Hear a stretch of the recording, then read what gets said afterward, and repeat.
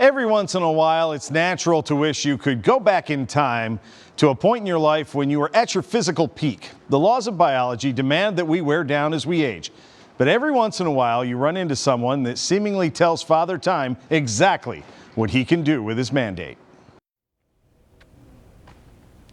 In her younger days, Kiera D'Amato wasn't specifically interested in running. The Northern Virginia native got into the sport to impress the soccer coach at Oakton High School when she was a freshman.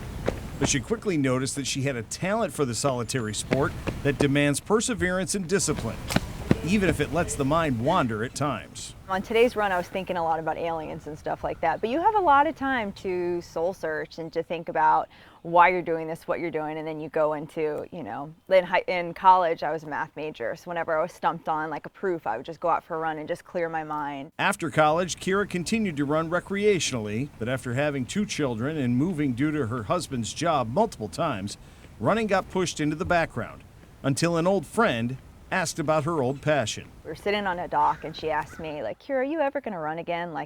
And I'm like, yeah, run for fun. She's like, no, are you ever gonna really get after it again? I was like, oh, no. Like that part of my life is done. Except that it wasn't.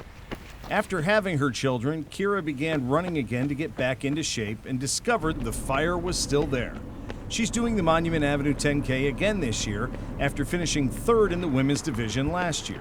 But there's just an energy about the race and I think that what Richmond brings to it that just surpasses any other race that I've ever done. But she's not stopping at 10 kilometers. Kiera has extended out to running marathons and oddly will use training for the 10K as her speed work. For me, it's just hysterical because 3 years ago after I had my daughter, I was working on just running 3 minutes total. And now that I've turned into a marathon runner, doing a race like 6 miles does feel like speed work. When I hear that she's on the treadmill or she's going for a run, that tells me that there's balance in her life. It gives her that strong mental strength to overcome just the challenges of being away. So I know that she's in a good spot. 2 years ago, she was in a very good spot. Kiera finished Grandma's Marathon in Minnesota in a time of 2 hours and 40 minutes, a personal best at the time, but also good enough to qualify for the Olympic marathon trials in Atlanta later this month. And I finished and I was like, holy moly, I can't believe I was this close. But now, and then it's just a switch turn that I was like, okay, now I gotta really put my head down and go after it. Since then, she has lowered her marathon time 6 more minutes to 2:34. She figures a time of 2:30 will be good enough to make the Olympic team heading to Tokyo this summer. Running for her country would be doubly important for Kiera and her husband, who is a 14-year military veteran with multiple overseas deployments, including Afghanistan. It was his time away that helped her start her comeback.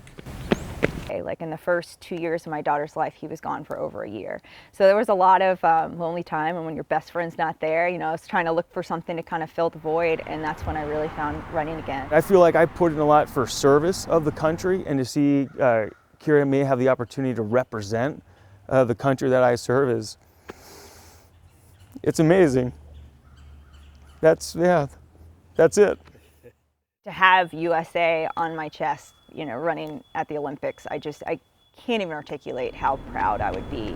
And to be able to represent families that serve, that also makes me extremely proud. This year's Olympic marathon trials will be in Atlanta on February 29th. Kiera just needs to be one of the first 3 to finish to make Team USA and go to Tokyo. She figures she needs to lower her personal best by at least 4 minutes to have a shot. But as you can tell, she is very confident. If you'd like to nominate someone to be profiled, email us at beyondtheroster@WTVR.com. The news at 11 is coming right back.